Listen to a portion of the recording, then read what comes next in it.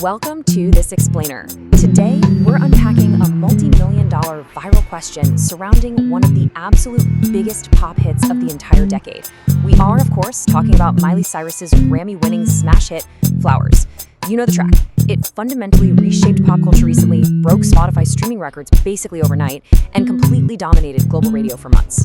But with all that unprecedented success comes a pretty heavy shadow of controversy. And now, well, it's finally reached the legal system. So here is the massive question we're tackling today. Did Miley Cyrus actually steal Flowers from Bruno Mars? If you spent literally any time on social media, you've almost certainly heard those viral TikTok mashups seamlessly blending these two massive hits together. And honestly, they sound genuinely incredible. Hearing those two melodies layered over each other is musically fascinating, and it makes it so tempting to just jump to conclusions and assume one was lifted straight from the other.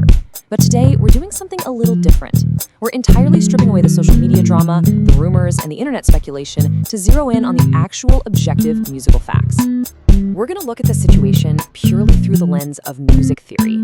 And to do that, we have to start with the very real copyright lawsuit filed in late 2024. This was brought by Tempo Music Investments, which is a company that owns a share of the copyright to the Bruno Mars track. The lawsuit officially alleges that Miley Cyrus engaged in intentional copying. Specifically, they claim that Flowers duplicates numerous melodic, harmonic, and lyrical elements of When I Was Your Man. Now those three words, melodic, harmonic, and lyrical, are absolutely crucial. That means they aren't just saying the song shares a similar vibe, they are claiming the specific notes, chords, and words were directly copied. It's a bold claim, and obviously it has massive financial implications. Okay, so here's our roadmap for dissecting this. We'll cover 1. The lawsuit and the mashups. 2. Lyrical parallels, different DNA. 3. Tale of two tempos. 4. Chord progressions compared. 5. Analyzing melodic complexity. And finally 6. Same mood, different music. Let's dive right in. Section 1. The lawsuit and the mashups. So Tempo Music versus Miley Cyrus is essentially a giant legal battle over a hit song from all the way back in 2012. Now, it's super important to clarify right off the bat that Bruno Mars himself is not actually named as a plaintiff in this lawsuit. And this gives us a really fascinating glimpse into how the modern music industry actually operates. You see, Tempo Music is an investment firm. They bought a portion of the song's publishing rights. In the music biz, the rights to the underlying composition, like the sheet music and the lyrics, are frequently bought and sold like real estate by these investment groups.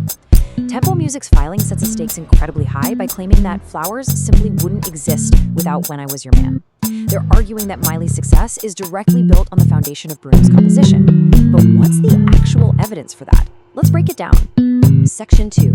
Lyrical parallels, different DNA. Okay, so the lyrics. This is the most obvious similarity, the intentional thematic nod that literally everyone points to when comparing these tracks.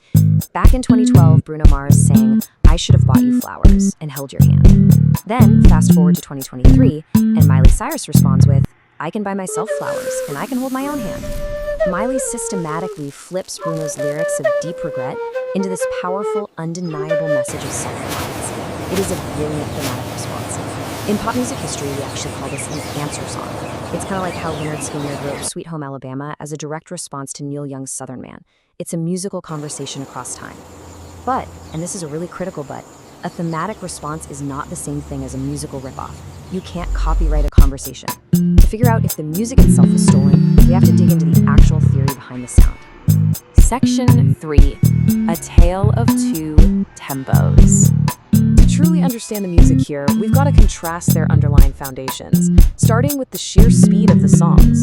These tracks exist in completely different rhythmic universes.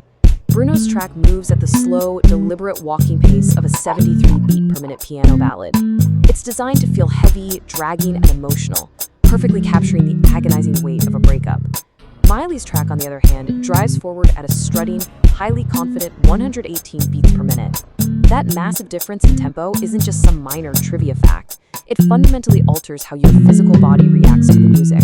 One song makes you want to sit alone in a dark room and reflect, and the other makes you want to get up and power walk down the street with absolute purpose. Adding to that, Miley's tempo is propelled by what producers call a 4-on-the-floor beat. This is a classic rhythm pattern deeply rooted in 1970s disco and funk.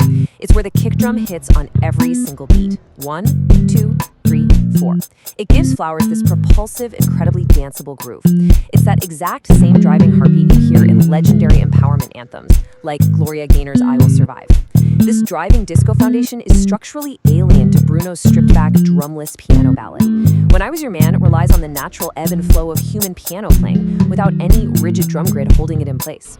Musically speaking, they are built on entirely different architectural foundations.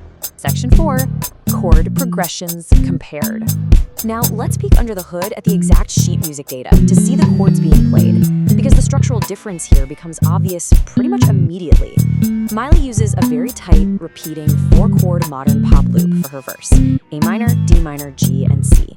It's a steady, hypnotic groove that loops over and over, which is a total hallmark of contemporary pop music. It anchors you as a listener. Bruno, however, relies on a sprawling, complex 7-chord progression for his verse, weaving through A minor, C, D minor, G, G7, C, and G over B. This is a much more traditional, intricate structure, heavily influenced by classic soul and jazz. It takes you on a winding harmonic journey. If you literally overlay the sheet music for these two sections, they just don't line up. Now, to be fair, the lawsuit does note some similarities. And yes, it is absolutely true that both songs start with an A minor chord. In music theory, starting on a minor chord, specifically A minor, is just incredibly effective at establishing a sad, melancholy mood right out of the gate. But the reality, tens of thousands of sad pop songs begin exactly this way. Sharing a starting chord is literally like two different books starting with the word the. Sure, it establishes the beginning, but it definitely doesn't mean they're telling the exact same story. Section 5. Analyzing melodic complexity. So beyond the underlying chords, we need to look at how the singers actually deliver their melodies, because that's the part of the song you're actually singing along to in the car.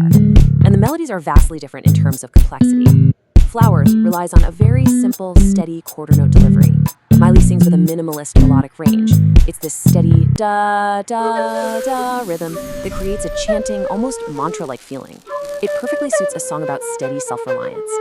This contrasts sharply with Bruno Mars's delivery. Bruno uses highly rhythmic, varied phrasing. He leaps around musical scale with complex, soaring vocal gymnastics. He's stretching syllables and bending notes to perfectly convey the chaotic, messy feelings of grief and regret.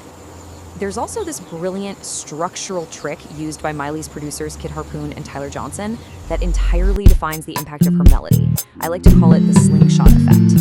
In your typical pop song, the first beat of the chorus, the downbeat, hits super hard.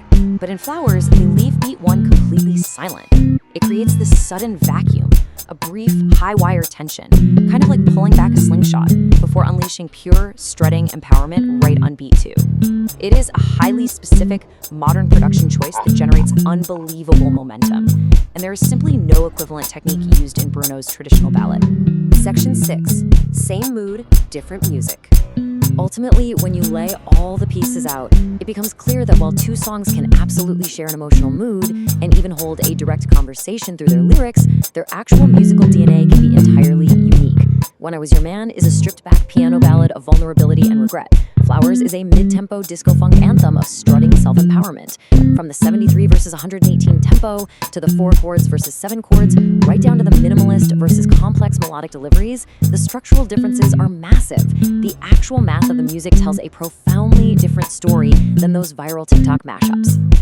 So, as the courts prepare to decide the ultimate legal fate of this lawsuit, it leaves the rest of us with a fascinating, enduring question.